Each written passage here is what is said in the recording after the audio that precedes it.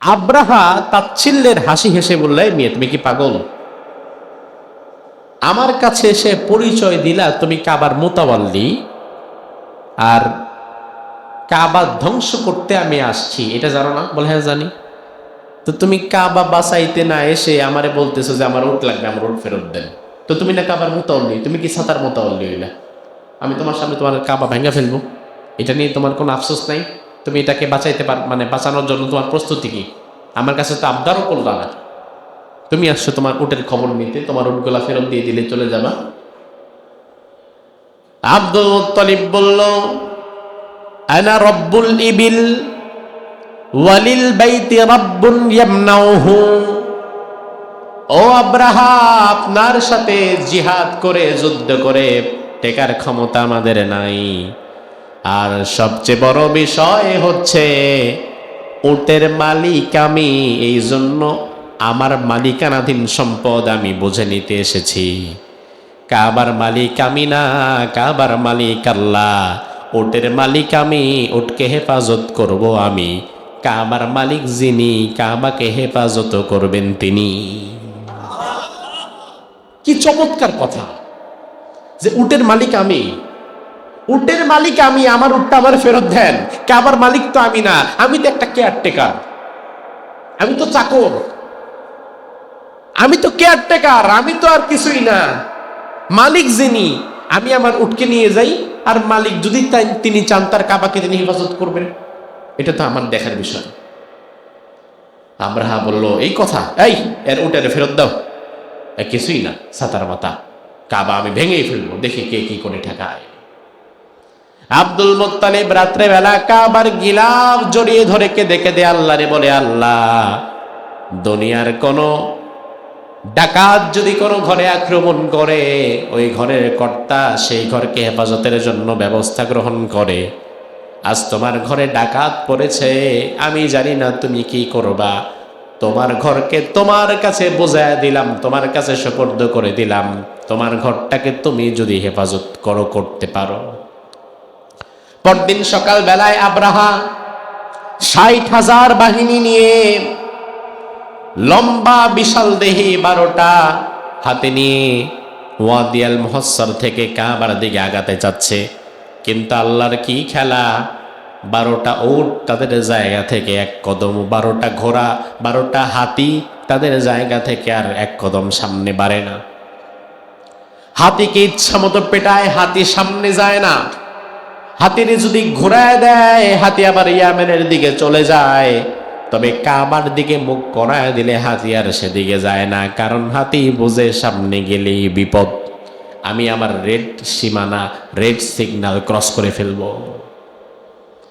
এরপরেও হাতিকে জোর জবরদস্তি করে ঠেলে ধাক্কায় তারা কাবার দিকে যখনই নেওয়া শুরু করেছে, এমন সময় আমার আল্লাহ রাব্বুল আলামিন সাথে সাথে তিনি তার বাহিনী পাঠিয়ে দিয়েছেন। কি বাহিনী? হ্যাঁ, আল্লাহ রাব্বুল আলামিন কোরআনুল কারীমের সূরাতু ফিলের মধ্যে বললেন, ওয়া আরসালা আলাইহিম তায়রান আবাবিল।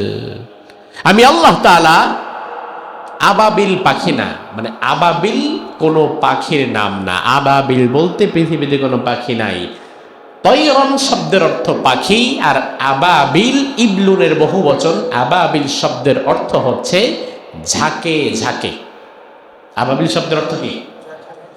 তার মানে আল্লাহ তাআলা ঝাঁকে ঝাঁকে পাখি প্রেরণ করেছেন। ঝাঁকে ঝাঁকে একদল পাখি এসেছে।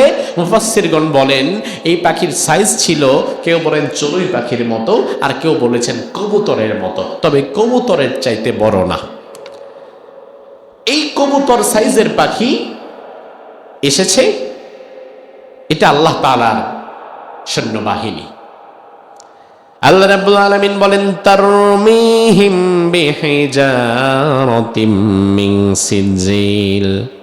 এই পাখিগুলো তাদের মুখের মধ্যে ডাল সমপরিমাণ, মসুর ডাল যতটুকু ছোট, ঠিক ততটুকু ছোট ছোট পাথরের কুচি মুখের মধ্যে নিয়ে এসেছিল। আমার ভাই লক্ষ্য করেন, মসুরের ডাল কতটুকু হয়? ছোট্ট ছোট মসুর ডাল।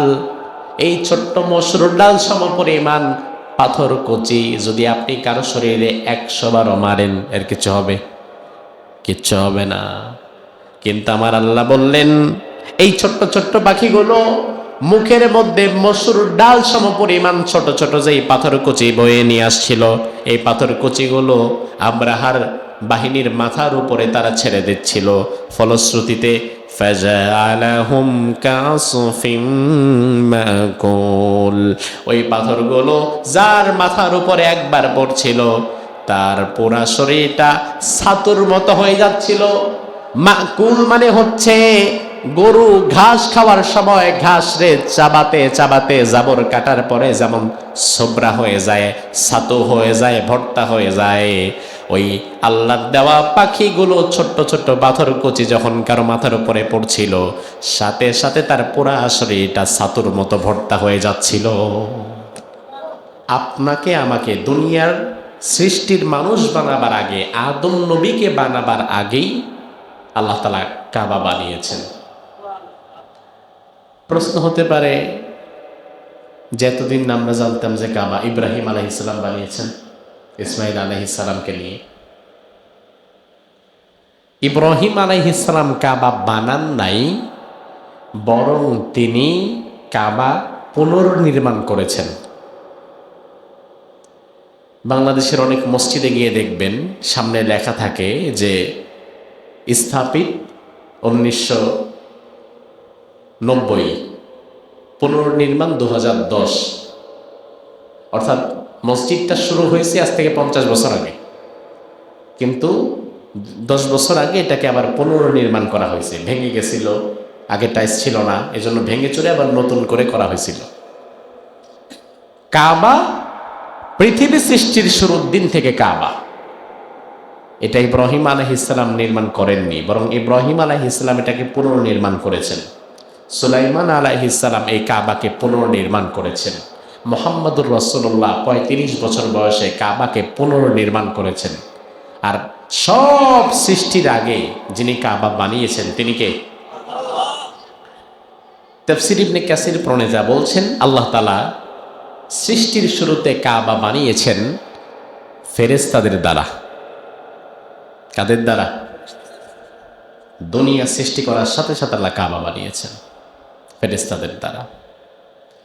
এবং সেই বাইতুল্লাহর হজ সামর্থ্যবানদের উপর আল্লাহ তাআলা ফরজ করে দিয়েছেন।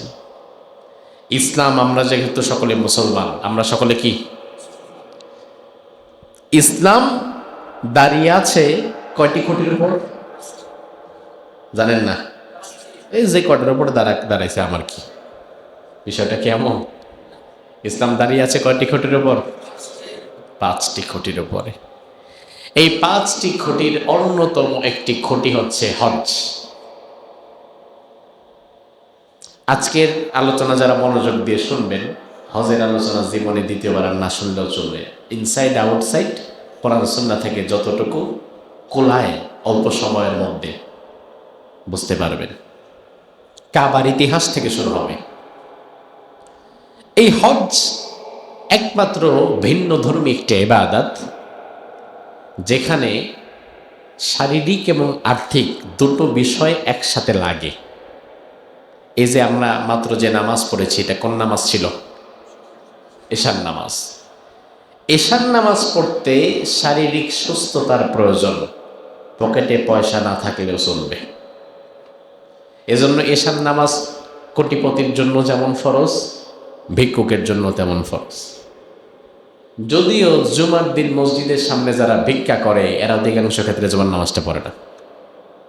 আপনাদের কি খবর জানি না, আমি যেখানে জমা পড়াই কোনোদিন গেলে দেখবেন মিনিমাম 30 থেকে 40 জন ভিক্ষুক জুমার দিন মসজিদের সামনে বসবে, সাভার বাস স্ট্যান্ড মসজিদের সামনে। আপনি দেখছেন না?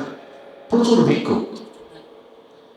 আল্লাহর বান্দা বান্দিরা, নামাজ যখন আমরা পড়ি এরা নামাজ পড়ে না। এরা নামাজ পড়ে না আমি বুঝলাম কিভাবে? আমি তো নামাজ পড়াই, আমি দেখলাম কেমনে যে এরা পড়ে না? আমি কি মুসল্লিদের সেজদা রেখা উকি দিয়ে দেখছি?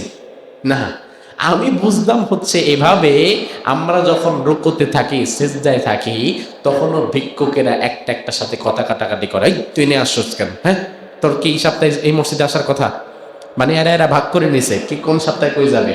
এরা ঝগড়া করে যে আমার জায়গায় তুই বসছস কেন।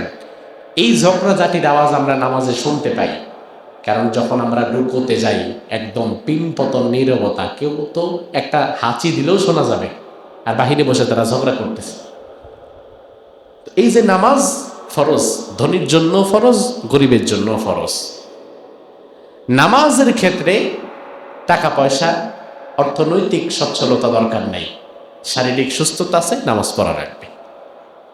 তার মানে নামাজ হচ্ছে একটা শারীরিক ইবাদত। বুঝে থাকলে জবাব দেন তো, নামাজ কি আর্থিক ইবাদত না শারীরিক?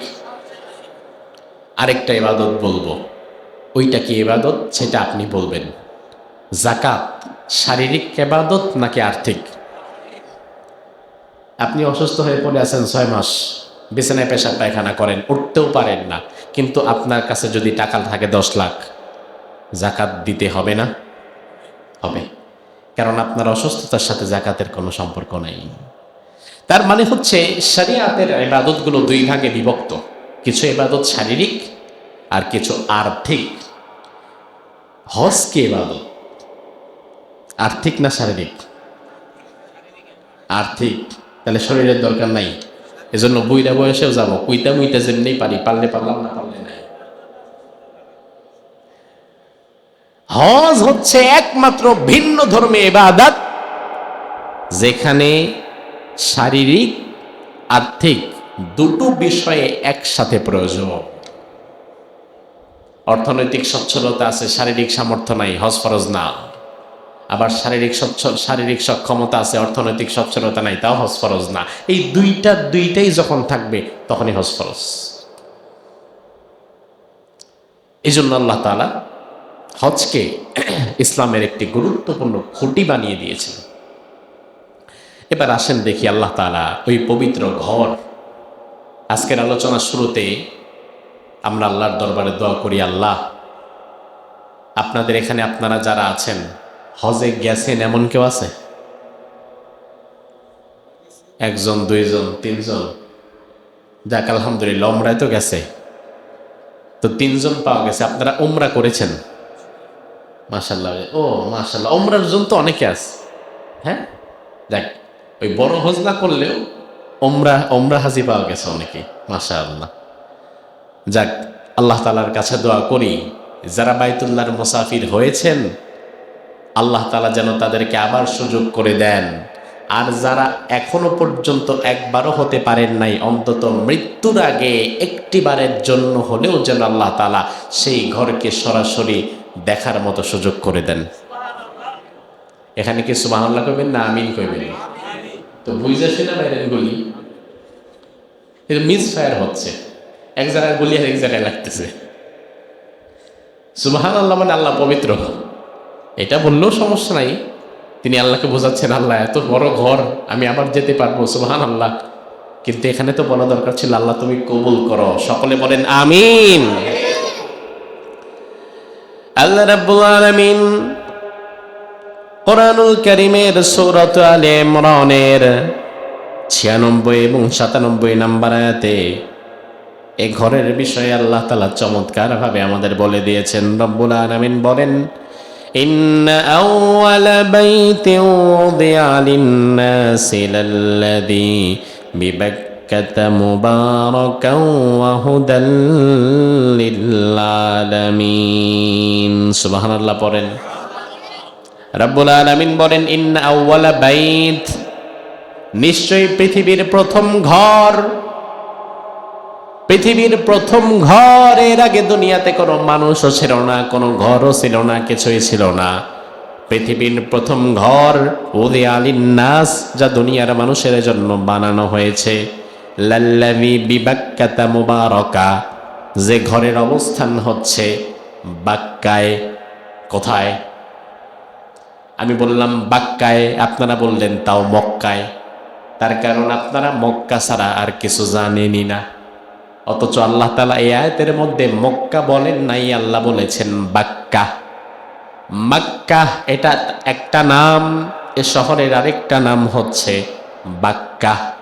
ব আকার কয় ক, একটা ম দিয়ে মাক্কা, আরেকটা ব দিয়ে বাক্কা। এ আয়াতের মধ্যে মক্কা না, এ আয়াতের মধ্যে আছে বাক্কা। কি আছে? তাহলে মক্কার একটা নাম বাক্কা। আল্লাহ বললেন পৃথিবীর প্রথম ঘর যেটা আমি বানিয়েছি বাক্কার মধ্যে। কেন বানিয়েছি শোনো, হুদাল্লিল আলামিন, গোটা দুনিয়ার মানুষের জন্য এই ঘরকে আমি আল্লাহ তাআলা হিদায়াতের মারকাজ বানিয়ে দিয়েছি। এই ঘরে আসবা তোমরা গুনাহ নিয়ে, আবার এই ঘর থেকে ফিরে যাবা তোমরা মাসুম শিশুর মতো নিষ্পাপ হয়ে। এমন একটা ঘর আল্লাহ তাআলা বানিয়েছেন বাক্কাতে। আচ্ছা, বাক্কা কেন? বাক্কা শব্দের অর্থ হচ্ছে ধ্বংস করা। কি করা? তাহলে একটা বিষয় দেখেন যে মক্কার একটা নাম বাক্কা মানে ধ্বংস করা। এটা কথা হইল যে মক্কার একটা নাম হচ্ছে ধ্বংস করা? হ্যাঁ, মক্কার একটা নাম বাক্কা, আর বাক্কা মানে ধ্বংস করা। কেন ধ্বংস করা? মুফাসসিরগণ বলেন সুম্মিয়াত বাক্কা লিআন্নাহা তাবুক্কা আনাকাল জাবাবিরা। মক্কা ওই জায়গার আরেকটা নাম, ওই ঘরের আরেকটা নাম বাক্কা। এই কারণে দুনিয়ার কোন প্রতাপশালী স্বৈরাচার ডিক্টেটর সে যদি কাবাকে ধ্বংস করার জন্য হাত বাড়ায়, ওই হাত আল্লাহ তাআলা ধ্বংস করে দেওয়ার ক্ষমতা রাখে। নাকি রাখে না? দুনিয়ার কোন ব্যক্তি যদি কাবার দিকে আক্রোশবশত চোখ তুলে তাকায়, তাহলে ওই চোখ ধ্বংস করার ক্ষমতা ওই ঘরের আছে না নাই? এই জন্য এটা বাক্কা। মুমিন সেখানে গেলে রহমত পাবে, আর ধ্বংস করার লক্ষ্যে যদি কেউ সেখানে যায়, সে আল্লাহর গজবে ধ্বংস হয়ে যাবে। এটা এমন ঘর, এই যে আজকে 2026 সাল, পৃথিবী সৃষ্টির পর আজ পর্যন্ত এই কাবাকে ধ্বংস করার জন্য বহুবার বহু মানুষ চেষ্টা করেছে। যতবার কাবাকে চেষ্টা করেছে ধ্বংস করার জন্য, চেষ্টা কি সফল হয়েছে? না, বরং কাবাকে ধ্বংস করতে এসে আব্রাহার মতো ইয়েমেনের প্রতাপশালী জালিম বাদশা পর্যন্ত তছনছ হয়ে গেছে। কে করেছেন? তাহলে এই ঘরের আলাদা একটা পাওয়ার আছে না নাই? এটা এমন ঘর যে ঘরের দিকে কেউ চোখ তুলে তাকালে ওই চোখ আল্লাহ তারা ধ্বংস করে দিবে। এই ঘরকে ধ্বংস করার জন্য ইয়েমেনের বাদশা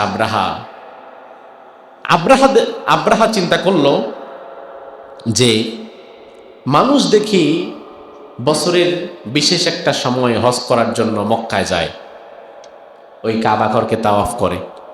আব্রাহা দেখলো, আরে এটা তো ভালো একটা ব্যবসা হয়। এই যে পৃথিবীর বিভিন্ন দেশের হাজিরা আমরা মক্কায় যাই, এতে কি সৌদি আরবের ব্যবসা হয় না?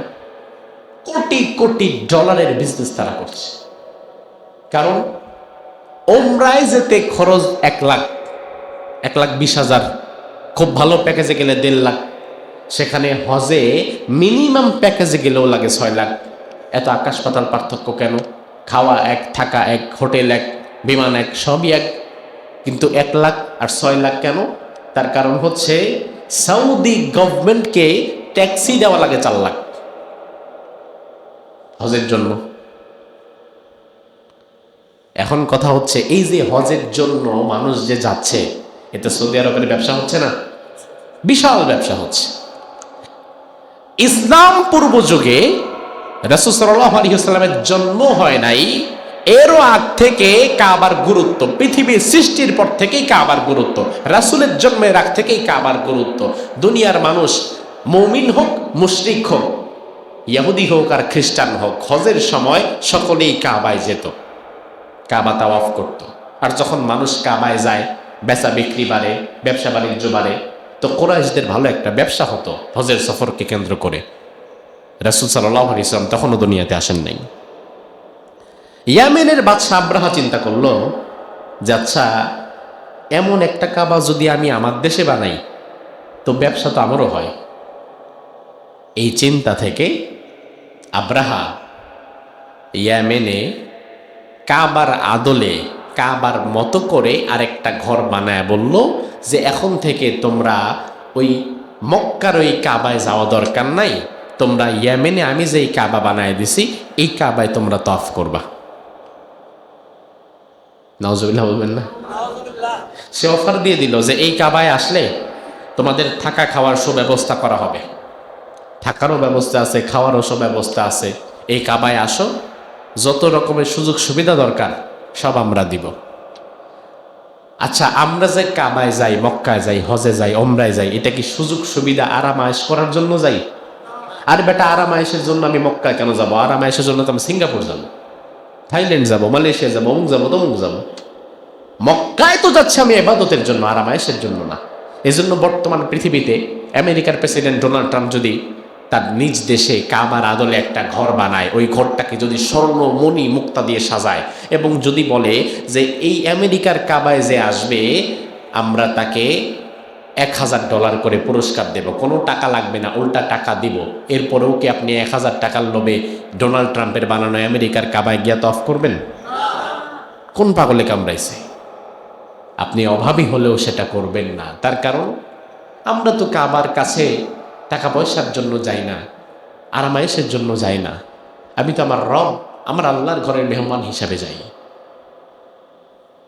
ইয়ামেনের বাদশা আব্রাহা কাবা বানায় দেখলো দীর্ঘদিন হয়ে যাচ্ছে, জোর কইরাও কাউরে ঘোরানো যায় না, লস প্রজেক্ট। একদিন হঠাৎ করে ওই কাবার যে দায়িত্বশীল সে এসে আব্রাহাকে জানালো যে ঘটনা তো একটা ঘটছে। কি ঘটনা? কই রাত্রেবেলা দেখলাম দুর্গন্ধ আসতেছে খুব। সকালবেলা ভাবলাম যে দিনের আলোতে দেখি কি হয়েছে না হয়েছে। ভেতরে গিয়ে দেখি কারা যেন পেশাব পায়খানা করে আপনার কাবার ভেতরে পুরা শেষ করে ফেলছে। আব্রাহার মেজাজ খারাপ হয়ে গেল, আমার বানানো কাবার ভেতরে পেশাব পায়খানা করছে। উজিরে আলা পরামর্শ দিল, এক কাজ করেন, ওই মক্কার কাবাকে যদি ধ্বংস করা না যায় তাহলে আপনার কাবা মার্কেটে চলবে না। দীর্ঘদিন ধরে তো কাবা বানায় রাখছেন, কেউ তো আসে না, সবাই তো ওখানেই যায়, তাহলে ওইটার আগে ধ্বংস করেন যেন মানুষ বাধ্য হয়ে আপনার এখানে আসে।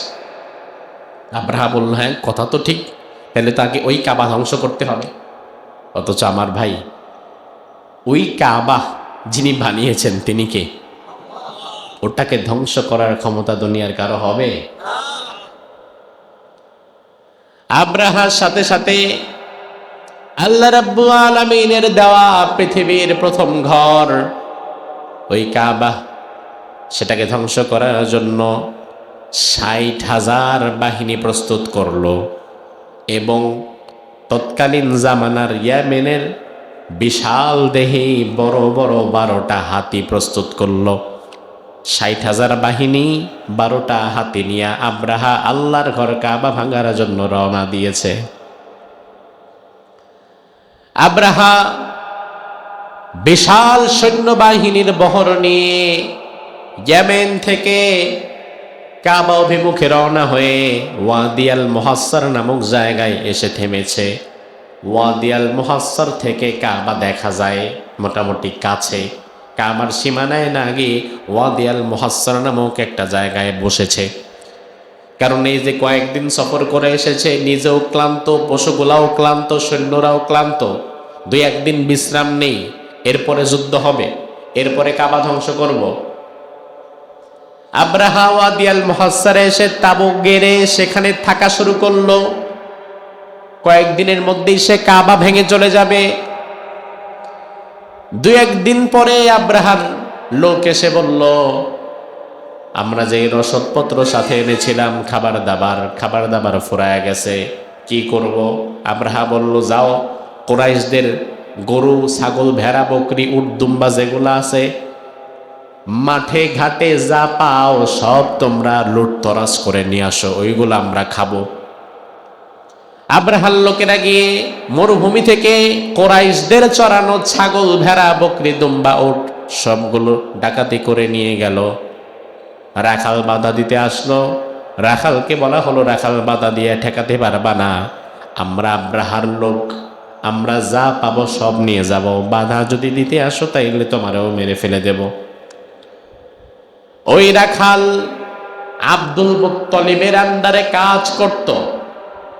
আব্দুল মুত্তালিব ছিল রাসূল সাল্লাল্লাহু আলাইহি ওয়াসাল্লামের কি কি দাদা। এই যে ঘটনাটা বলছি আব্রাহার, এই ঘটনার সময় রাসূল সাল্লাল্লাহু আলাইহি ওয়াসাল্লাম ছিলেন। এই ঘটনার কেউ কেউ বলেছেন 40 দিন পরে, কেউ বলেছেন 50 দিন পরে রাসূলের জন্ম হয়েছে। আব্দুল মুত্তালিবের রাখাল আব্দুল মুত্তালিবের কাছে দৌড়ে চলে গেল, গিয়ে বলল, ও আমাদের মক্কার কুরাইশদের নেতা আব্দুল মুত্তালিব, আপনার 200 উট আব্রাহার লোকেরা আজকে হাইজ্যাক করে নিয়ে গেছে, আমি তাদের বাধা দিতে পারি নাই। আব্দুল মুত্তালিব বলল, কি ব্যাপার? আব্রাহা মানে কি ওই ইয়েমেনের যে আব্রাহা সে নাকি? আব্দুল মুত্তালিব বলল, আরে অবাক করা বিষয়, ইয়েমেনের আব্রাহা আবার এখানে কেন আসছে? আমাদের সাথে আবার তার কিসের শত্রুতা? রাখাল তাকে জানিয়ে দিল, ইয়েমেনের বাদশা আব্রাহা মূলত আপনার কাছে আসে নাই। ইয়েমেনের বাদশা আব্রাহা নাকি আল্লাহর ঘর কাবাকে ধ্বংস করার জন্য এসেছে। আর এখন যেহেতু এখানে থাকতে হচ্ছে, খাওয়া দাওয়া লাগবে, এই জন্য আপনাদের উটগুলা সব ধরে নিয়ে গেছে। কি করব বলেন?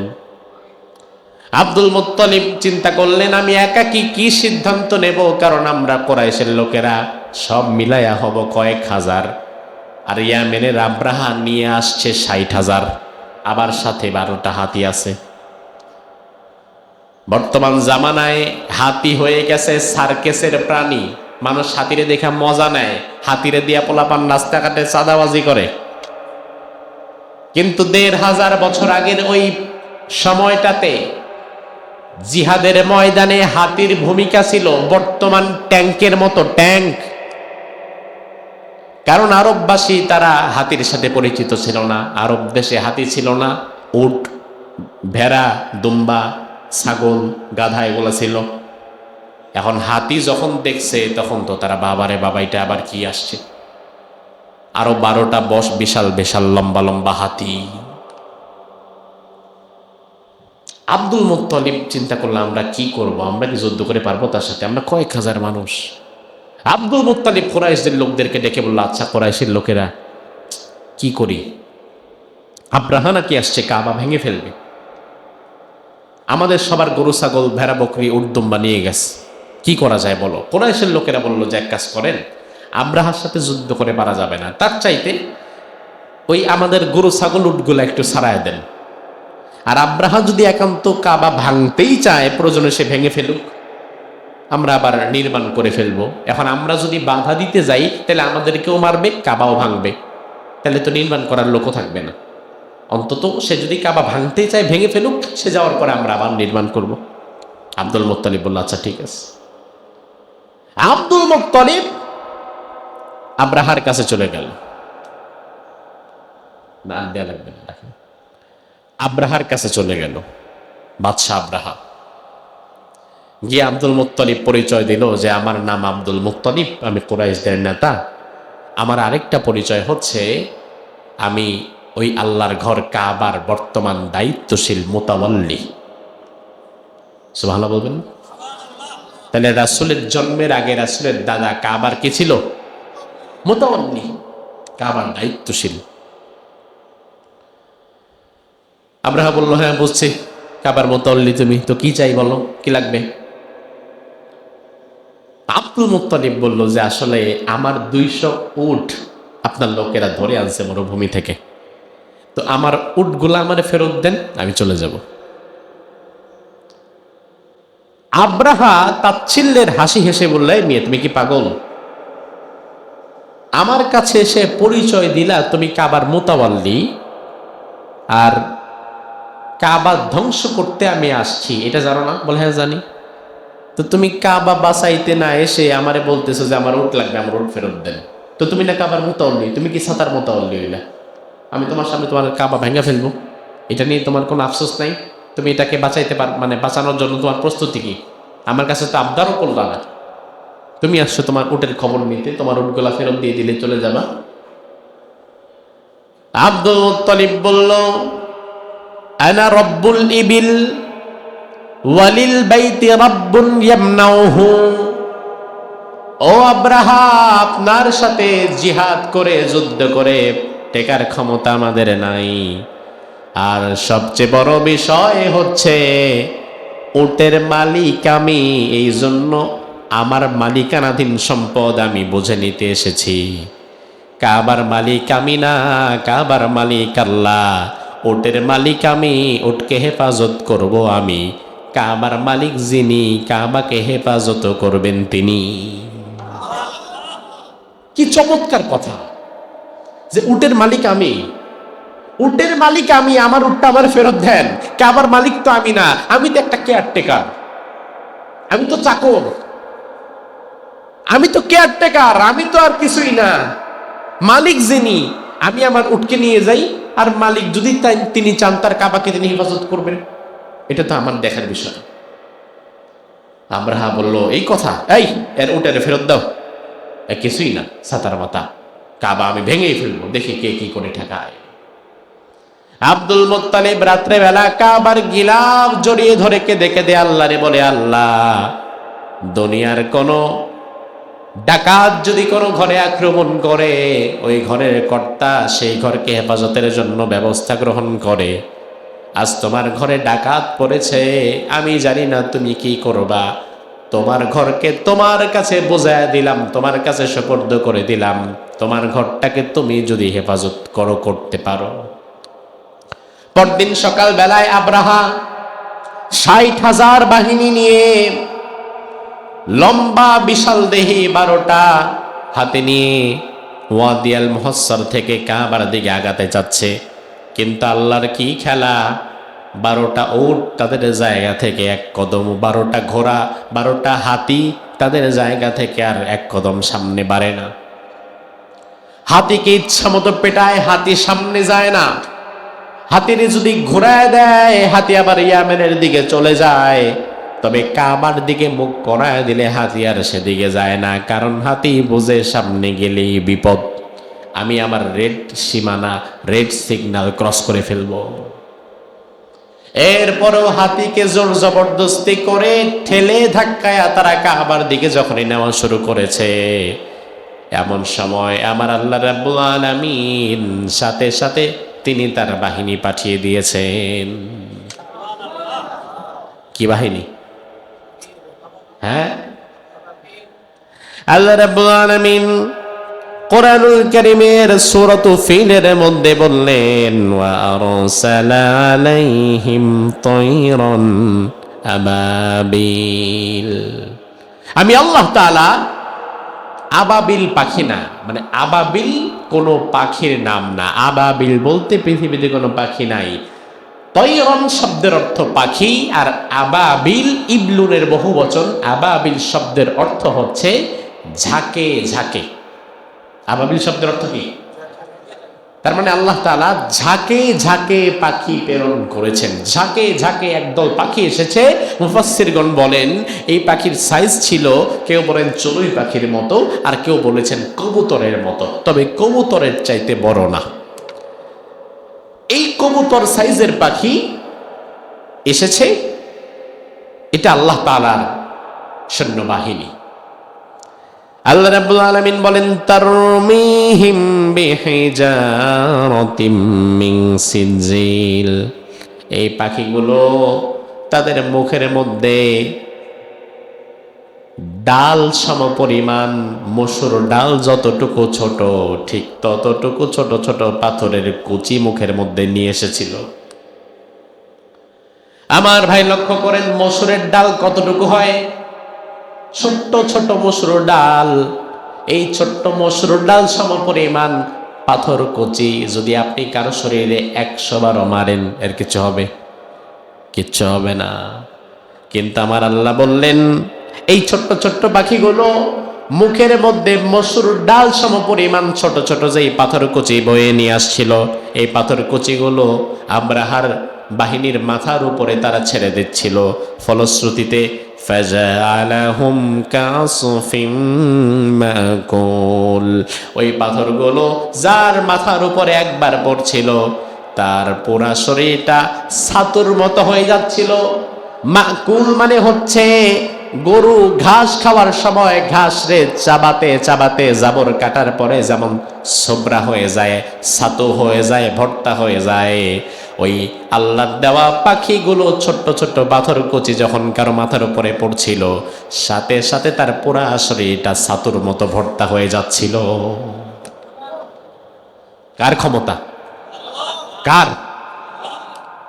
আল্লাহ যদি কাউকে শাস্তি দিতে চায়, ওই শাস্তি দেওয়ার জন্য কি খুব বড় কোনো বাহিনী পাঠানো লাগে?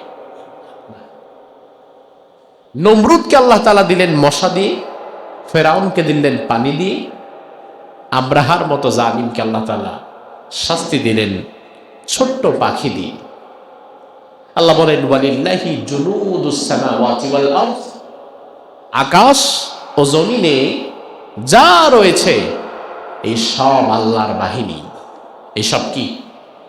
আল্লাহর বাহিনী। আল্লাহর বাহিনী মানে, আল্লাহর বাহিনী মানে হচ্ছে এই যে আপনি যে বাতাস থেকে অক্সিজেন গ্রহণ করছেন, এটাও আল্লাহর বাহিনী। আল্লাহ যদি শুধুমাত্র আপনার অক্সিজেন নেওয়া বন্ধ করে দেয়, আপনি মুহূর্তের মধ্যে স্ট্রোক করে এখানে পড়ে যাবেন। সব আল্লাহ তাআলার আদেশ মানতে বাধ্য। আফাগায়রা দীনিল্লাহি ইয়াবগুন, তোমরা কি আল্লাহর দেওয়া জীবন ব্যবস্থা ছেড়ে অন্য কিছু তালাশ করো?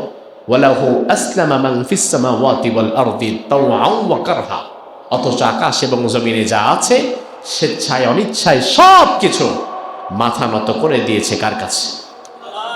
আল্লাহ সুবহানাহু ওয়া তাআলার কাছে। এভাবে করে আল্লাহ সুবহানাহু ওয়া তাআলা ছোট্ট পাখি দিয়ে আব্রাহাকে তার বাহিনী সহ তছনছ করে দিলেন, শেষ করে দিলেন। তাহলে ওই যে বললাম, বাক্যার একটা অর্থ ধ্বংস করা। এই ঘরের দিকে কেউ যদি আক্রোশবশত তাকায়, এই ঘরকে কেউ যদি আক্রমণ করতে আসে, তাকে ধ্বংস করে দিবেন কে? এখন প্রশ্ন হচ্ছে, আল্লাহ তাআলার সেদিন যেমন ক্ষমতা ছিল, ওই ক্ষমতা কি আল্লাহর আজও আছে?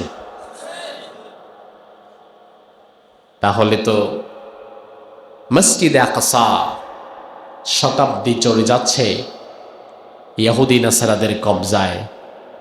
আল্লাহ তাআলা কাবা হেফাজতের জন্য আবাবিল পাঠিয়েছিল, ঝাঁকে ঝাঁকে পাখি পাঠিয়েছিল, অথচ মসজিদে আকসা হেফাজতের জন্য কেন পাঠাচ্ছে না?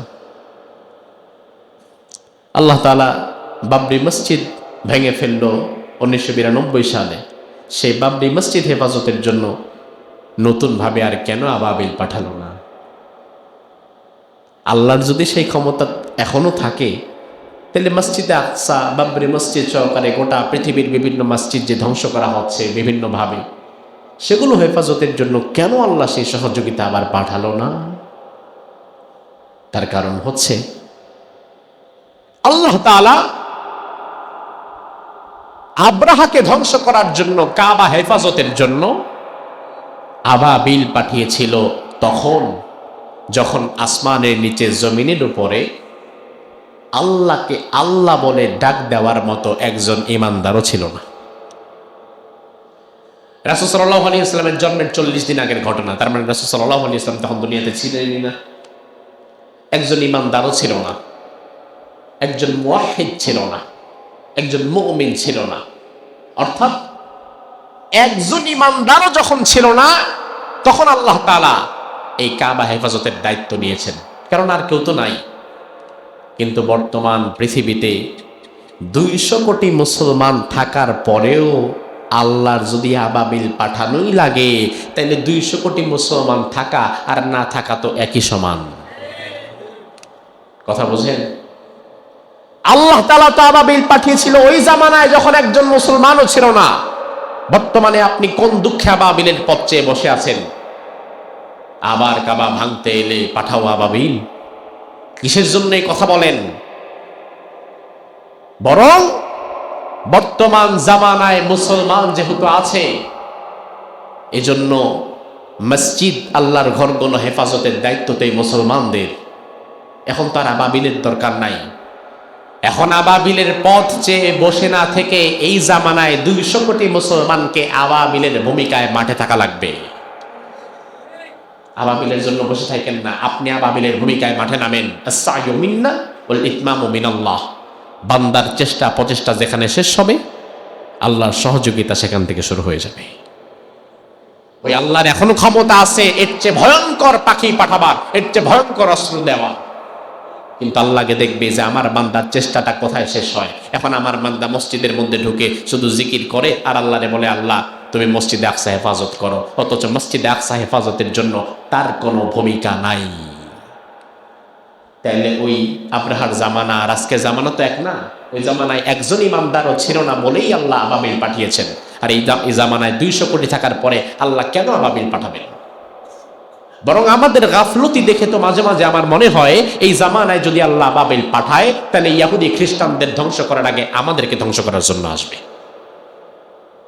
তোদের মতো মুনাফিক মার্কা ইমানদার গুলা ধ্বংস হোক, এরপরে না হয় ওরা ধ্বংস হবে। সাহাবী রাসূল সাল্লাল্লাহু আলাইহি ওয়াসাল্লামকে প্রশ্ন করলেন, ইয়া রাসূলুল্লাহ, সহিহ বুখারীর 3366 নম্বর হাদিস, ইয়া রাসূলুল্লাহ আইয়ু মসজিদিন ওয়াদিআ ফিল আরদি আউয়াল। লক্ষ্য করেন, সাহাবী রাসূলকে প্রশ্ন করেছেন, ইয়া রাসূলুল্লাহ, আল্লাহর জমিনে সর্বপ্রথম কোন মসজিদটি নির্মাণ হয়েছে? রাসূল সাল্লাল্লাহু আলাইহি ওয়াসাল্লাম বললেন, মসজিদুল হারাম, তার মানে বাইতুল্লাহ। পৃথিবীর সর্বপ্রথম নির্মাণকৃত মসজিদ হচ্ছে আল্লাহর ঘর বাইতুল্লাহ, মসজিদুল হারাম। সাহাবী আবার জিজ্ঞেস করলেন, ইয়া রাসূলুল্লাহ সুম্মা আইয়ু, এরপরে কোনটা? রাসূল সাল্লাল্লাহু আলাইহি ওয়াসাল্লাম বললেন, মসজিদুল আকসা, ফিলিস্তিনের সেই মসজিদে আকসা। তার মানে পৃথিবীর প্রথম মসজিদ বাইতুল্লাহ, আর দ্বিতীয় মসজিদ কোনটা? মসজিদে আকসা, বাইতুল মাকদাস। সাহাবী রাদিয়াল্লাহু আনহু এবার জানতে চাইলেন যে এই দুইয়ের মাঝে সময়ের ব্যবধান কত ছিল, এই দুটি মসজিদ নির্মাণের মাঝে? রাসূল সাল্লাল্লাহু আলাইহি ওয়াসাল্লাম বললেন, 40 সানা। দুটি মসজিদ নির্মাণের মাঝে সময়ের ব্যবধান ছিল মাত্র 40 বছর। কয় বছর? তার মানে কাবা নির্মাণের ঠিক কত বছর পরে? 40 বছর পরে আল্লাহ তাআলা মসজিদে আকসা নির্মাণ করেছিলেন। আল্লাহ সুবহানাহু ওয়া তাআলা কাবাকে এমন ভাবে সাজিয়েছেন, পৃথিবীতে কাবার মতো আর কোন ঘর আছে? ওমানের সুলতান আস্তানা নুরুল ঈমান নামে বিশাল এক কিং প্যালেস বানিয়েছে, রাজপ্রাসাদ। রাজপ্রাসাদের বর্ণনা দেওয়ার সময় নাই, তবে এতটুকু বলি, ওই রাজপ্রাসাদে সর্বনিম্ন ম্যাটেরিয়ালস যেটা ব্যবহার করা হয়েছে সেটা হচ্ছে গোল্ড। ওমানের সুলতানের যে রাজপ্রাসাদ, ওই রাজপ্রাসাদে কমোড, যেটা টয়লেট করার যে কমোড, ওই কমোডটাও গোল্ডের তৈরি, স্বর্ণ দিয়ে বানানো। তাহলে কি বিশাল আলিশান রাজপ্রাসাদ তার, যেখানে টয়লেটটা পর্যন্ত স্বর্ণ দিয়ে বানিয়েছে। এবার আমার ভাই, ওই রাজপ্রাসাদ কিংবা আমেরিকার হোয়াইট হাউস, দুনিয়ার সব ঘরকে একত্রিত করলেও কি কাবার ধারে কাছে যাবে? অথচ কাবা কি স্বর্ণ দিয়ে বানানো? না, ইট পাথরের ঘর। ইট পাথরের ঘর, স্বর্ণ দিয়ে বানানো কিছু না। কিন্তু এর দাম এত বেশি, গোটা দুনিয়ার সব দামি দামি কিং প্যালেসগুলো এক পাল্লায় রাখলেও কাবা ঘরের একটা ইটের দামও হবে না। কারণ আল্লাহর হাবিব সাল্লাল্লাহু আলাইহি ওয়াসাল্লাম, ইবনে আব্বাস রাদিয়াল্লাহু আনহু থেকে বর্ণিত হাদিস, বিশ্বনবী বললেন, আনজালাল্লাহু তাআলা হাযাল বাইত ফি কুল্লি ইয়াউমিন ওয়া লাইলাতিন 20 ওয়া 100 রাহমাহ। আল্লাহ রাব্বুল আলামিন প্রতিদিন এই কাবা ঘরের উপরে একটা দুইটা নয় 120টা রহমত নাজিল করেন। কতগুলা? আচ্ছা, পৃথিবীর আরেকটা ঘর আমাকে দেখান, প্রত্যেক দিন আল্লাহ তাআলা সকাল সন্ধ্যায় ওই ঘরের উপরে 120টা রহমত দেয়, আছে?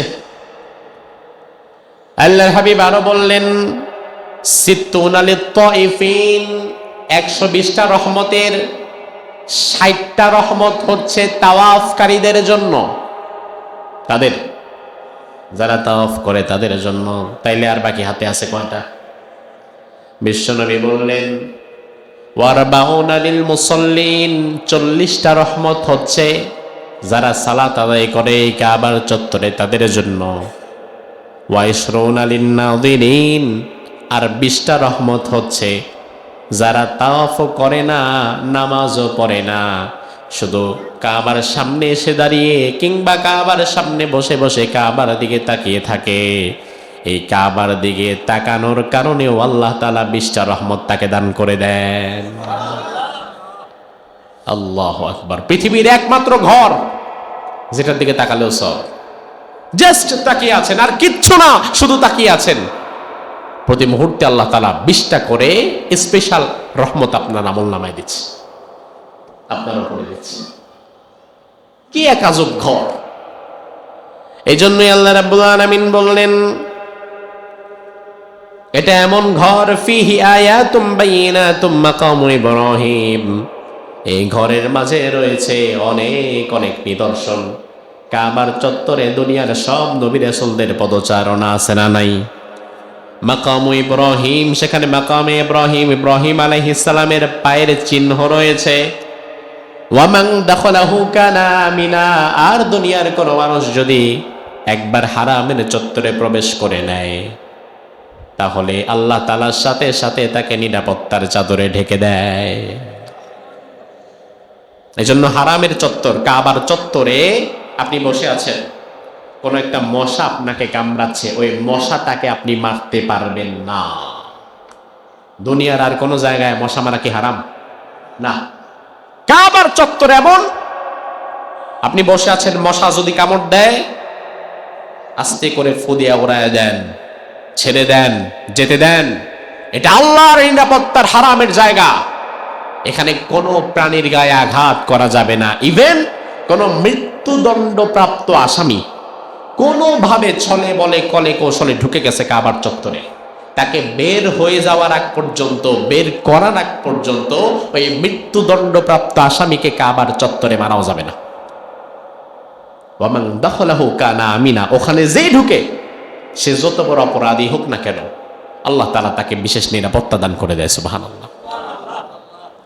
এজন্য আল্লাহ রাব্বুল আলামিন বলেন ওয়ালিল্লাহি আলান নাসি হিজ্জুল বাইতি মান ইসতাতা ইলাইহি সাবিলা, তোমাদের মধ্যে যদি এই ঘরে আসার সামর্থ্য কারো হয়ে যায় সে যেন আর দেরি না করে, সে যেন দ্রুত এই ঘরের কাছে এসে সে যেন এর হজ সম্পাদন করাকে নিজের জন্য অবধারিত করে নেয়।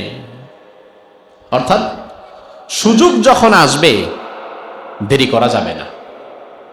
হজ ফরজ হয়ে যাওয়ার সাথে সাথে হজ করে নেওয়া লাগবে। আমাদের দেশে হজ ফরজ হয়ে আছে, এখনো হজ করে না। জিজ্ঞেস করলে বলে এই মেয়ে দুইটার বিয়ে দিয়ে নি, এই আর 4-5 বছর আছে তো চাকরিটা ছাড়ি, এরপর একবারে গিয়ে তোমার চাকরি নিয়ে হজ করে আসবো। অথচ চাকরির সাথে হজের কোনো সম্পর্ক নাই, মেয়ের বিয়ে দেওয়ার সাথে হজের কোনো সম্পর্ক নাই। হজ একমাত্র ইবাদত। দেখেন,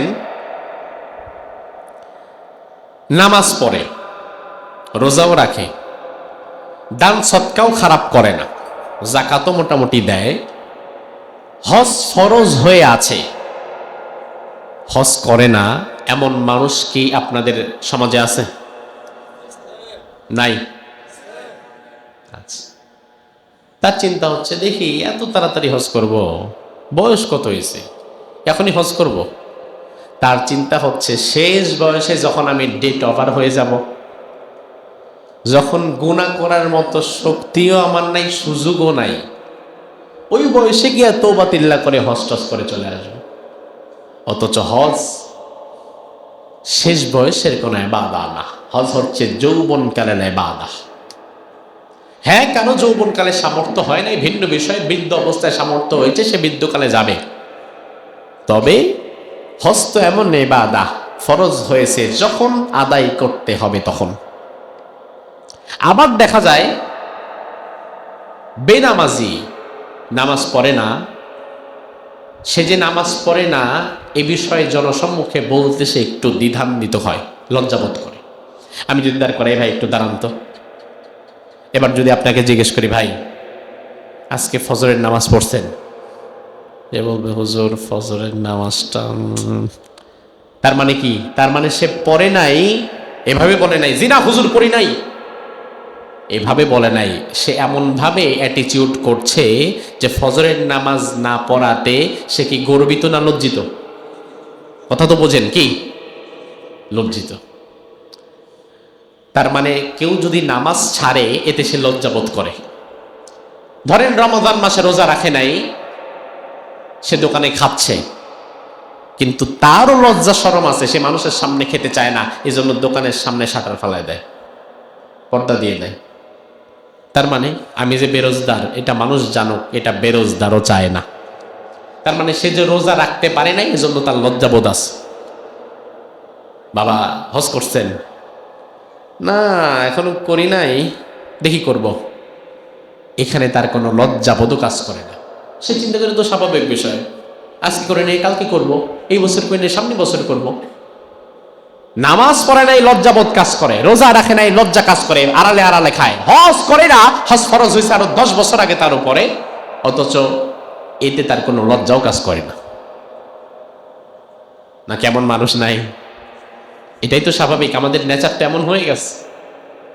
অথচ আমার ভাই, এবার আপনাকে আমি একটা ভয়ঙ্কর হাদিস শোনাই। হজ ফরজ হওয়ার পরেও যদি না করেন, রাসূল সাল্লাল্লাহু আলাইহি ওয়াসাল্লামের ভয়ঙ্কর এই হাদিসটা শুনে যান।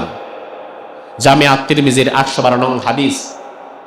রাসূল সাল্লাল্লাহু আলাইহি ওয়াসাল্লাম বলেন, মান মালাকা জাদান ওয়া রাহিলাতান তুবাল্লিগুহু ইলা বাইতিল্লাহি ওয়া লাম ইয়াহুজ্জা ফালা আলাইহি আইয়ামুতা ইয়াহুদিয়ান আও নাসরানিয়া।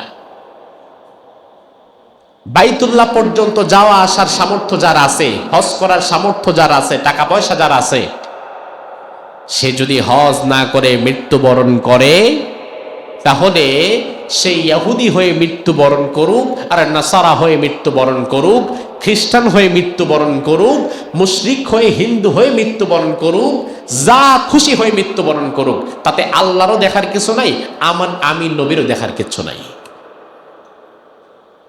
বিষয়টা কতটা ভয়ঙ্কর দেখেন।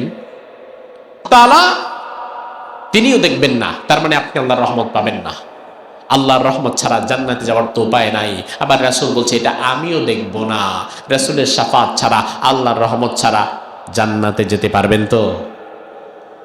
রাসূল তো হাদিসের মধ্যে বলে গিয়েছেন, হজ ফরজ হয়ে যাওয়ার পরে কেউ যদি না করে আর এইভাবে যদি সে মৃত্যুবরণ করে, সে ইহুদি হয়ে মরুক, খ্রিস্টান হয়ে মরুক, আর হিন্দু হয়ে মরুক, আমি দেখব না। কত ভয়ঙ্কর কথা। এবার একটা গুরুত্বপূর্ণ বিষয় যে হুজুর আসলে আমার উপরে কি হজ ফরজ হয়েছে কিনা, আমি কি আসলে হজের ক্যাপাবল কিনা, সামর্থ্যবান কিনা, এটা তো জানাও দরকার। কি পরিমাণ সম্পদ থাকলে হজ ফরজ হয় এটা জানা দরকার আছে না? নাকি জানলে সমস্যা হবে? জানলে সমস্যা হবে। জানতাম না এতদিন, ভালো ছিল, এখন জানাই দিয়েছেন, এখন না মাইনা মূল্যে আরো ডাবল মাইর খাওয়া লাগবো। এজন্য এটা বাদ দিয়ে সামনে চলে যান আলোচনা। আমার ভাই লক্ষ্য করেন, ক্ষেত্র বিশেষ যাকাত ফরজ হওয়ার চাইতে হজ ফরজ হয় আরো আগে। যাকাতের সম্পদটা তো অন্তত পক্ষে 1 বছর সময় আপনার কাছে পড়ে থাকা লাগে, কিন্তু হজ 1 বছর সময় পড়ে থাকার কোনো বিষয় না। হজ ফরজ হয়ে যাওয়ার জন্য প্রধানতম শর্ত হচ্ছে 3টা। জোরে বলেন তো কয়টা? কয়টা? 3টা। মহিলাদের জন্য যোগ হবে এক্সট্রা আরেকটা। হজ ফরজ হয়ে যাওয়ার জন্য প্রথম শর্ত হচ্ছে হজে যাওয়া আসা, ওখানে থাকা খাওয়ার জন্য যেই পরিমাণ টাকা পয়সা দরকার, আপনার মৌলিক প্রয়োজন, মৌলিক প্রয়োজন মানে অন্ন, বস্ত্র, বাসস্থান, এই বিষয়গুলো, এই যে জামাটা এটা আমার মৌলিক প্রয়োজন, এটা ছাড়া আমার মিনিমাম জুব্বা আছে আরো 40টা, ওইটা আমার মৌলিক প্রয়োজন না, ওটা শখ, ওটা না হইলেও আমার জীবন চলবে। আমার মৌলিক প্রয়োজন একটা, যেটা আমার শরীরে আছে। আমার মৌলিক প্রয়োজন, আমি যেখানে মাথা গোজার ঠাঁই পাইছি সেখানে, হোক সেটা ভাড়া বাড়ি, ফ্ল্যাট, নিজের বাড়ি, যাই হোক না কেন, মাথা গোজার ঠাঁই তো আছে। আমার মৌলিক প্রয়োজন আমি নিজে যা খাচ্ছি সেটা। আপনার মৌলিক প্রয়োজন অন্ন, বস্ত্র, বাসস্থানের পরে হজে যাওয়া আসা, হজের সময়কাল, ওই জায়গায় থাকার যেই পরিমাণ অর্থ দরকার, অতটুকু যদি আপনার থাকে, আপনার প্রতি হজ ফরজ।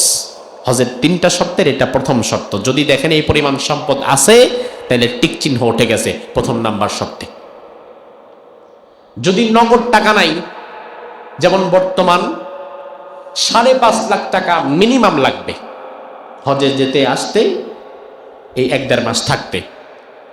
5.5 লাখ ক্যাশ টাকা নাই আপনার, কিন্তু আপনার জমি আছে। জমি যদি আপনার 5.5 লাখ টাকা সমমূল্যের হয়, ওই জমি বিক্রি করে হজ করতে হবে, কারণ আপনার সামর্থ্য আছে। ভালো করে শোনেন, এটা প্রথম শর্ত। তাহলে শর্ত আরো 2টা বাকি আছে। 2 নাম্বার শর্ত হচ্ছে, এই যে আপনি 1.5 মাস থাকবেন না, 1 মাস থাকবেন না, 2 মাস থাকবেন না, এই 2 মাস আপনার পরিবারটা চলার যেই খরচ, এটা যদি থাকে, তাহলে 2 নাম্বার শর্তটাও আপনি টিক চিহ্ন উঠে গেছে। আপনার পরিবার চলতে মাসে কয় টাকা লাগে? 20,000, 30,000, 50,000, 1 লাখ টাকা ধরেন, তাহলে 2 মাসের জন্য 2 লাখ টাকা। তাহলে 5.5 লাখের সাথে আপনি 2 মাসের পরিবারের খরচ হিসাব করেন। এটা যদি থাকে, বা এই সমপরিমাণ সম্পদ যদি থাকে, গাড়ি থাকে, বাড়ি থাকে, ফ্ল্যাট থাকে, জমি থাকে, হজ ফরজ। 3 নাম্বার হচ্ছে শারীরিক সুস্থতা, সাফা মারওয়া সাই করা, হাজরে আসওয়াদ চুম্বন করা, মিনা মুজদালিফায় হাঁটা, অবস্থান করা, ওকুফে আরাফা করা, এই বিষয়গুলোর জন্য যে শারীরিক সক্ষমতা, এটা যদি থাকে, তাহলে মাশাআল্লাহ, নূর আলা নূর, আপনি 3টাতেই পাস করে ফেলছেন। 3টাতেই আপনার টিক চিহ্ন উঠে গেছে। আর মহিলাদের জন্য এক্সট্রা যেটা যোগ হবে, সেটা হচ্ছে নারীদের সব থাকার পরেও এক্সট্রা 4 নাম্বার শর্ত হচ্ছে, একজন মাহরাম থাকা লাগবে। হোক তার ভাই, তার বাবা, স্বামী, মাহরাম যে কোনো ব্যক্তি। ওই মাহরাম ছাড়া আবার নারীদের ক্ষেত্রে হজ ফরজ হবে না। নারীদের কথা বাদ দেন, আমি আগের যে 3টা শর্ত বললাম, এই 3টা শর্তে ডানে বামে সামনে পেছনে তাকায় দেখেন, সমাজের কি পরিমাণ মানুষের উপরে হজ ফরজ হয়েছে, অথচ তারা এখনো হজ করে নাই। আপনার কাছে ক্যাশ টাকা নাই, অথচ আপনার জমি আছে। ওই জমি বিক্রি করলে আপনি 10 লাখ টাকা পাবেন, 20 লাখ টাকা পাবেন। 5.5 লাখ প্লাস যদি হয়, আপনার উপরে হজ ফরজ হয়ে গেছে। এবার আপনি চিন্তা করেন যে আল্লাহ, আমার উপরে হজটা ফরজ হয়েছিল কবে? আপনি চিন্তা করে দেখবেন, আজকে না, আপনার উপরে হজ ফরজ হয়েছে মিনিমাম 20 বছর আগে। আর 20 বছর আগে 5.5 লাখ টাকা না, 20 বছর আগে হজের খরচ ছিল 2 লাখ, 3 লাখ, তখন আবার ওই টাকা হইলেই হজ ফরজ। 20 বছর আগে যখন 3 লাখ টাকা হলে হজ করা যেত, আপনার উপরে হজ তখন ফরজ হয়েছে, কিন্তু আপনি আজও হজ করেন নাই। আর হজের ফরজিয়াতটা এমন, একবার হজ ফরজ হওয়ার পরে মৃত্যু পর্যন্ত, হজ করার আগ পর্যন্ত এই হজের হুকুম আর কোনোদিন সাকিত হবে না। আল্লাহর হাবিব সাল্লাল্লাহু আলাইহি ওয়াসাল্লাম হাদিসের মধ্যে বলেন, মান আরাদাল হজ্জা ফালইয়াতাআজ্জাল ফাইন্নাহু ক্বাদ ইয়ামরাদুল মারিদ ওয়া তাযিল্লুদ দাল্লাহ ওয়া তারিদুল হাজ্জা। বিশ্বনবী বললেন, তোমাদের কারো পর যখন হজ ফরজ হয়ে যাবে, দেরি না করে সাথে সাথে তোমরা হজটা করে নিবা। তার কারণ 2 দিন পরে তুমি অসুস্থ হয়ে যেতে পারো, অথবা হজের যেই টাকা ছিল, যেই পরিমাণ সম্পদ থাকলে হজ ফরজ হয়, 2 দিন পরে সেটা হারিয়েও যেতে পারে, নষ্ট হয়ে যেতে পারে, তোমার বাহনটাও মরে যেতে পারে। এই জন্য হজটা যখন ফরজ হবে তখনই তোমরা করে নিবা, বিলম্বিত করবা না। সবচেয়ে ভয়ঙ্কর বিষয় কি জানেন? এই বছর আপনার যাকাত ফরজ, আপনি এই বছর যাকাত দেন নাই, তাহলে 1 বছর যাকাত না দেওয়ার গুনাহ আপনার হয়েছে। সামনে বছর হয়তো আপনার যাকাত ফরজই নাই, আপনি ঋণগ্রস্ত। তাহলে ওই বছর কিন্তু আর জাকাত আপনার উপরে ফরজ না, আপনার 1 বছর জাকাত না দেওয়ার গুনাহ হয়েছে।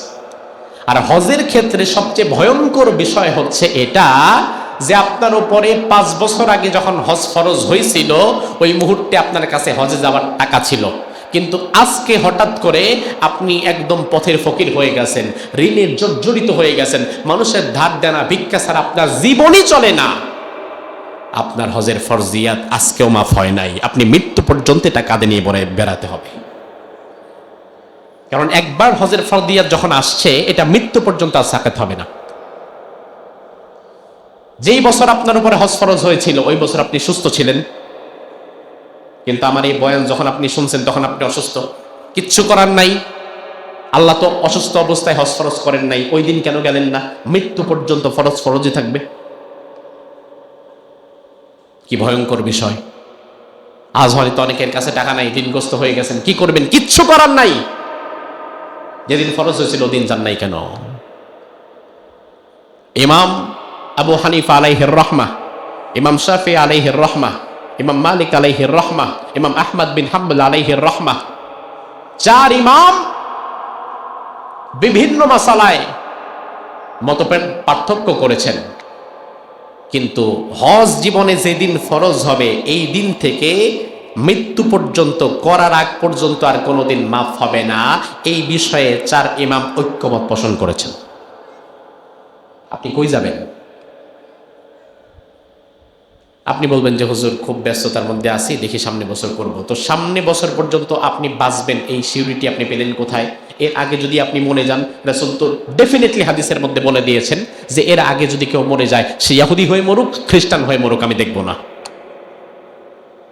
বর্তমান সময়ে যে যুবকের কাছে একটা স্মার্টফোন আছে, 1.5 লাখ 2 লাখ টাকার একটা আইফোন আছে, 4 লাখ 5 লাখ টাকার একটা R15 আছে, হজ তার উপরে ফরজ। আইফোন একটা বিক্রি করুক, বাইক 2টা বিক্রি করুক, আইফোন আর বাইক বিক্রি করার সাথে সাথে তার হজ ফরজ। বিক্রি করার সাথে সাথে না, মূলত আইফোন বাইক যারা আছে 5 লাখ 5.5 লাখ টাকার সম্পদ তো তার আছেই, হজ তার উপরে ফরজ। কারণ আইফোন আর বাইক তোমার মৌলিক প্রয়োজন না, এটা ছাড়াও তোমার জীবন চলবে। সমাজে এমন হাজার হাজার মানুষের উপরে, লক্ষ লক্ষ মানুষের উপরে হজ ফরজ, অথচ হজ করে না। জিজ্ঞেস করলে বলে মেয়েটার বিয়ে দেয়নি, অথচ মেয়ের বিয়ে দেওয়ার সাথে হজের কি সম্পর্ক? ওই মেয়ের বিয়ে পর্যন্ত আপনি বাঁচবেন বললো কি?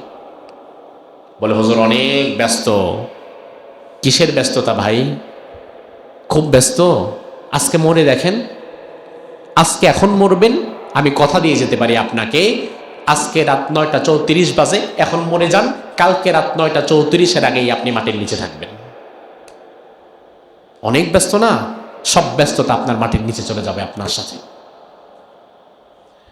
আমি এমনও মানুষ দেখেছি নামাজ পড়ে, দান সৎকাও করে, ভালো মানুষ, হজ করে না। জিজ্ঞেস করলে মনে যে যাব, এই কদিন পরে যাব। আমি এই বছর রমাদানে তো যেতেই পারলাম না। বৈশ্বিক বিশ্বের যে পরিস্থিতি চলছিল, এই যুদ্ধ পরিস্থিতির কারণে রমাদানে আর দেশের বাইরে যেতে পারলাম না। জর্ডান, সিরিয়া হয়ে ওমরা করার একটা প্ল্যান ছিল, রমাদানে হইল না। এই রমাদানের আগের রমাদানে মিশর সফর শেষ করে শেষ 10টা দিন আমি মক্কাতুল মুকাররমায় ছিলাম, এই রমাদানের আগের রমাদানে। তো তখন আমি উমরায় যাব এই কথা আমার কিছু শুভাকাঙ্ক্ষী ভাইয়েরা জেনেছে। আমাদেরকে যে আল্লাহর জন্য মানুষ কি পরিমাণ ভালোবাসে এটা আপনি মানে বিশ্বাসও করবেন না। এই রমাদানের আগের রমাদানে যখন উমরায় যাব, এমন 5 জন মানুষ দাঁড়িয়ে গেছে যারা আমাকে ফোন দিল যে হুজুর শুনলাম উমরায় যাবেন। বললাম জি।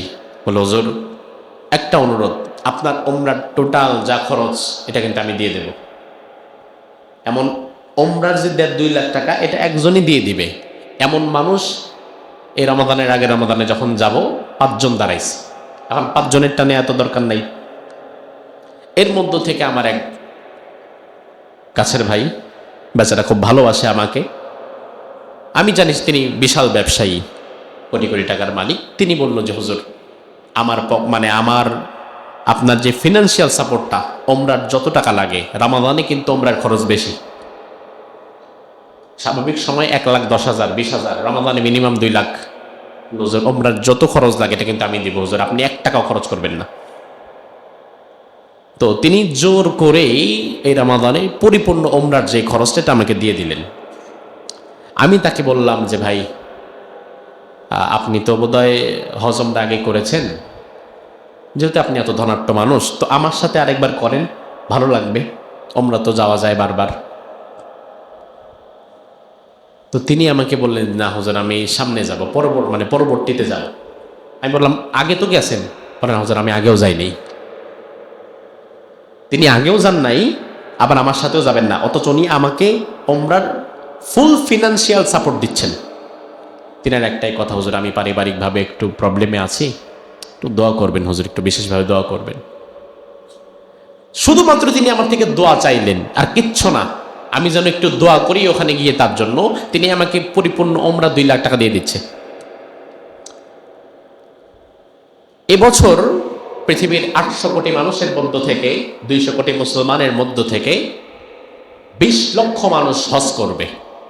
কয় লাখ? কথা হয় না, কয় লাখ? আল্লাহর রহমত, আমি আল্লাহর দরবারে শুকরিয়া আদায় করি, ওই 20 লাখের মধ্যে আল্লাহ তাআলা আমার মতো নগণ্য গোলামকেও কবুল করেছেন। আমিও যাব ইনশাআল্লাহ। তো আমি যে এই বছর হজ করব, তো ওই ভাই জেনেছে। তিনি আমার সাথে আবার যোগাযোগ করলেন যে হুজুর অনেকদিন দেখা সাক্ষাৎ নাই, কথাবার্তা নাই, কেমন আছেন, এই সেই। ভালো, উনি ব্যবসা বাণিজ্য নিয়ে ব্যস্ত থাকে, আমি আমার মতো ব্যস্ত থাকি। তো উনি বলল, হুজুর আপনি কি হজ ওমরায় আবার যাচ্ছেন নাকি শুনলাম? আমি বললাম যে ওমরায় না, আমি হজে যাচ্ছি, বড় হজ যেটা। বললো যে হুজুর আপনার হজে কত টাকা লাগবে? আমি বললাম হজে তো 5.5 লাখ 6 লাখ টাকার মতো লাগবে। বললো হুজুর আমি কিন্তু আপনার হজের টাকাটা দিয়ে দিব। আমার যে হজে গেতে 6 লাখ টাকা লাগবে, উনি খুব জোর রিকোয়েস্ট করছে যে হুজুর আমি কিন্তু আপনার হজের টাকাটা দিয়ে দিব। আমি বললাম যে দেখেন ভাই, আবার হজের বিষয় হচ্ছে আপনি এখন নিয়ত করে এখন হজে দৌড় দিতে পারবেন না। 1 বছর আগে যখন নিয়ত করবেন তখন এজেন্সিকে আবার পরিপূর্ণ ফুল টাকা সাবমিট করা লাগে, কারণ এজেন্সি আবার ট্যাক্স ভ্যাট বিভিন্ন দিকে দিয়ে দেয়া লাগে। তো আমি তো 1 বছর আগে টাকা দিয়ে দিছি, আমি তো 2026-এ হজ করবো, 2025-এ টাকা দিয়ে দিছি। আমি বললাম ভাই আমি তো টাকা দিয়ে দিছি। না হুজুর আপনি এটা আমার থেকে রাখেন। আমি বললাম না ভাই, হজের টাকা আমি দিয়ে ফেলেছি, আসলেই দিয়ে ফেলেছি। আমি এবার তাকে বললাম যে ভাই হজটা আপনি করেন, আসেন আমি তো যাচ্ছি, আপনি করেন, একসাথে যাই। বলেন না হুজুর আমি ব্যবসা বাণিজ্য নিয়ে খুব ব্যস্ততার মধ্যে আছি, ভেজালের মধ্যে আছি, দোয়া করেন হুজুর, আমি যাবো ইনশাল্লাহ, আমি দেখি আমি যাব, আপনারও রাখবো সাথে হুজুর। আমি দেখলাম কি ভাই, আল্লাহর বান্দা আমাকে ওমরায় দিচ্ছে, হজে যাওয়ার জন্য ফুল সাপোর্টও দিতে যাচ্ছে, অথচ নিজে হজ করবে না কেন? তার ম্যানেজারকে আমি বললাম, এই আপনার স্যার মানে উনি আমাকে এত সাপোর্ট দিচ্ছে, অথচ উনি হজ করবে না কেন? উনি হজ করবে না বলে না, বলে যাব, সামনে যাব, পরবর্তীতে যাব, হুজুর দোয়া করেন, দোয়া করেন, দোয়া করেন। ম্যানেজার বলল যে হুজুর আমার স্যার কিন্তু শত শত কোটি টাকার মালিক। বললাম তাই নাকি? আমি তো জানতাম কোটিপতি, তো শত কোটির মালিক এটা আমার ধারণা নাই। বলে হ্যাঁ উনি শত শত কোটি টাকার মালিক। ওনার যে বিজনেস, ওনার এক সাইডের বিজনেস থেকে পার ডে নিট প্রফিট থাকে ওনার 3 লাখ টাকা। তাহলে মাসে 30 দিন কত হয়? কত? 90 লাখ। তো উনি যদি আবার এগুলো সব নিজে থেকে মেনটেন না করে, ওনার ভয় হচ্ছে যদি বিজনেসের লাইন ঘাটে দিক সেদিক হয়ে যায় বা কিছু লস হয়, তো এই জন্য উনি বিজনেস পারপাস ছাড়া কোথাও যায় না, বিজনেস পারপাস ছাড়া উনি কোথাও যায় না। তো আমি চিন্তা করলাম, ও তাইলে হয়তো তিনি মনে মনে ভাবেন যে আমি হজে যদি যাই আমার 90 লাখ শেষ।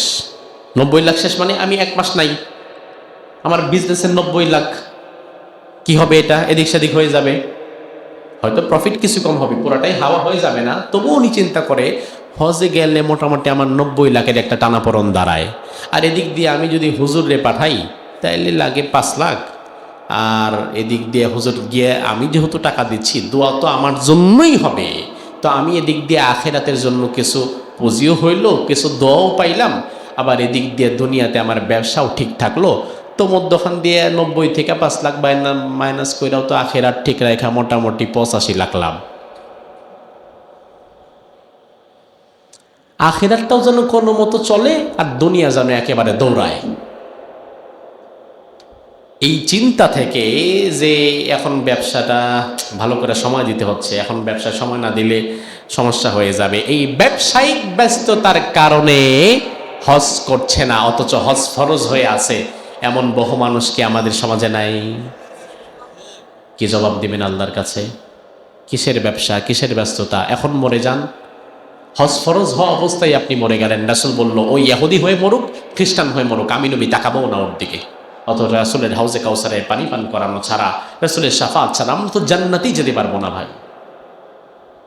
এজন্য হজ ফরজ হবে যখন, হজ করা লাগবে তখন। পারবেন তো ইনশাল্লাহ?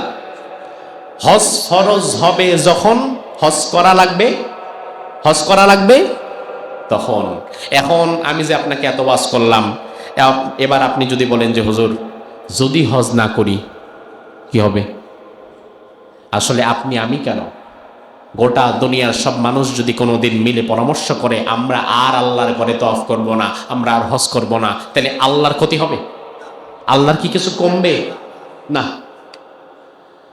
বরং আল্লাহ বললেন ওয়ামান কাফারা ফাইন্নাল্লাহা গনিয়্যুন আনিল আলামিন, আমার এই হজ থেকে যদি তোমরা মুখ ফিরিয়ে নাও, আমার ঘর তাওয়াফ করা থেকে যদি মুখ ফিরিয়ে নাও, আমি আল্লাহর কোনো যায় আসে যায় না, কারণ আমি আল্লাহ তাআলা গোটা দুনিয়ার কাছ থেকে অমুখাপেক্ষী।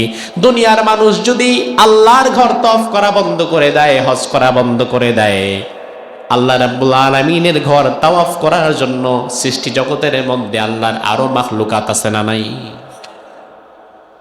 জান্নুন মিসরি রাহিমাহুল্লাহর জীবনীতে পাওয়া যায়, এটা কোরআন হাদিস নয়, এটা জান্নুন মিসরি রাহিমাহুল্লাহর জীবনের একটি ঘটনা। জান্নুন মিসরি রাহিমাহুল্লাহর জীবনীতে পাওয়া যায় তিনি একটানা 70 বছর যাবত আল্লাহর কাছে দোয়া করে বলেছেন, আল্লাহ দুনিয়াতে আমি কিছুই তোমার কাছে চাই না, শুধু একটাই আমার চাওয়া, সেটা হচ্ছে আমি জীবনে বহুবার হজ করেছি, বহুবার উমরা করেছি, বহুবার তাওয়াফ করেছি, আমার একটাই চাওয়া, আমার একটা মুহূর্তের জন্য একদিন এমনভাবে সুযোগ করে দিবে যেই দিন আমি ছাড়া, আমার রব ছাড়া কাবার চত্বরে যেন আর কেউ না থাকে, আমি একাকী কাবাকে একদিন তাওয়াফ করব। এভাবে করে তিনি দোয়া করেছেন কয় বছর? কথা কয় না, কত বছর? 70 বছর। 70 বছর যাবৎ তিনি দোয়া করেছেন।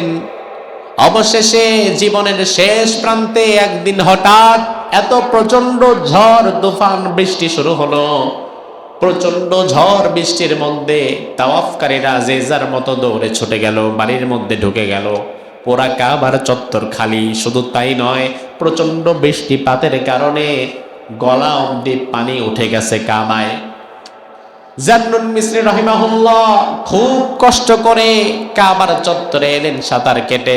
তিনি চিন্তা করলেন, যাক, জীবনের বাজি রেখে হলেও আজকে আমি কাবাকে একাকী পেয়েছি, একাকী তাওয়াফ করব। তিনি খুব খুশি হয়ে গেলেন, আল্লাহ আলহামদুলিল্লাহ, তুমি আল্লাহ আমার দোয়া কবুল করেছো, কাবাকে আজকে আমি একাকী তাওয়াফ করব। তিনি 7টি তাওয়াফ করলেন। তাওয়াফ শেষে তিনি খুশি হয়ে কাবাকে জড়িয়ে ধরলেন, কাবার গায়ে একটা চুমু খেলেন। চুমু খাওয়ার সময় তিনি অনুভব করলেন, কি ব্যাপার, যেমন এতবার চুমু খেলাম, আজকের অনুভূতি তো অন্য দিনের মতো না। আগে যখন চুমু খেতাম কাপড়ের উপরে খেতাম, গিলাফের উপরে খেতাম, আজকে চুমু খেয়েছি আমার মনে হলো আমি যেন অন্য কোনো প্রাণীর চামড়ার উপরে চুমু খেয়েছি। তিনি চিন্তা করতে লাগলেন, কি হতে পারে এটা? অন্ধকার, ঘুটঘুটে রাত, কিছুই দেখা যায় না। তিনি ওপরের দিকে তাকিয়ে আছেন, কি হতে পারে এটা? আমি কিসে চুমু খেলাম আর কিসে ধরলাম? বিদ্যুৎ চমকানির আলোতে কয়েক মুহূর্তের জন্য তিনি থমকে গেলেন। তিনি দেখতে পেলেন, যখন দুনিয়ার কোনো মানুষ কাবার চত্বরে যায় নাই, বিশাল আকৃতির একটা অজগর সাপ পুরো কাবার চত্বরটাকে পেঁচায়া তার মাথা দিয়ে আল্লাহর ঘরের উপরে সেজদা করছে। তিনি আল্লাহর দরবারে সিজদায় পড়ে বললেন, আল্লাহ, কোরআনের সেই আয়াত আমার বুঝে এসেছে, ওয়ামান কাফারা ফাইন্নাল্লাহা গনিয়্যুন আনিল আলামিন। দুনিয়ার মানুষ যদি কাবার চত্বর থেকে কোনোদিন মুখ ফিরিয়েও নেয়, আল্লাহর কিছু যায় আসে যায় না, কারণ এই ঘরকে তাওয়াফ করার জন্য সৃষ্টি জগতের মধ্যে আল্লাহর আরো মাখলুকাত আছে। এজন্য বাইতুল্লাহর হজ আমাদের যাদের উপর ফরজ হয়েছে, কাদের কাদের উপর ফরজ হয়েছে এটা আপনারা জানেন। কি পরিমাণ সম্পদ থাকলে হজ ফরজ সেটাও বলে দিলাম। দোয়া করি আল্লাহ তাআলা যেন মৃত্যুর আগে অন্তত ফরজ হজটা করে যাওয়ার তৌফিক দান করে। আমাদের দেশে হজ করে, এটা তো বললাম যারা হজ করে না তাদের কথা। আবার হজ করে এমন মানুষ, তার হজও কবুল হয় না। তার কারণ হজ করার পেছনে তার নিয়তি থাকে যেন এলাকায় আসলে মানুষ তাকে কি বলে। আমি এমন মানুষও দেখেছি আমার জীবনে, তাকে যদি আপনি হাজী সাহেব না বলেন সে মাইন্ড করে। আমি দেখেছি, আজ থেকে 10-12 বছর আগের কথা। একটা মসজিদে কিছুদিন সালাত আদায় করিয়েছিলাম। তো মসজিদের সামনে, যে মসজিদের সামনে মসজিদের নাম লেখা থাকে, তো মসজিদের সামনে যে সাইনবোর্ডে মসজিদের নাম লেখা, স্থাপিত সময় লেখা, আর এই সাইনবোর্ডটা যিনি বানিয়ে দিয়েছেন তার কথা হচ্ছে আমার নামটা থাকবে, ওনার নামটাও লেখা। উনি কয়েকদিন পরে আসছে, এসে মুয়াজ্জিন বলছে, এই এটা খোলেন, এখনই খোলেন, আরেকটা বানাই দিচ্ছে, এটা খোলেন। মানে কি চাচা, সমস্যা? কোনো সমস্যা না, মানে নাম লিখে রাখছেন একটা। তো উনি কি সমস্যা এটাও বলল না, উনি বিকালে আরেকটা বানায় দিল। পরে তাকায় দেখলাম সমস্যাটা মূলত ছিল ওনার নামের শুরুতে হাজী শব্দটা আমরা ভুলে লাগাই নাই। বিশাল বিশাল অপরাধ করে ফেলছি, কবিরা গুনাহ, যেটা মাফি হবে না। এজন্য উনি নিজে এই কবিরা গুনাহ থেকে আমাদেরকে হেফাজতের জন্য আবার নিজের নামের শুরুতে হাজী যুক্ত করে নতুন সাইনবোর্ড বানায় দিয়েছে, তবুও যেন আমরা কবিরা গুনাহগার না হই।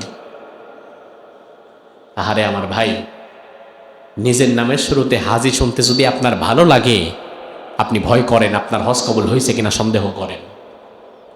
তার কারণ হাজী শব্দের অর্থ হচ্ছে হজকারী। হাজী শব্দের অর্থ কি?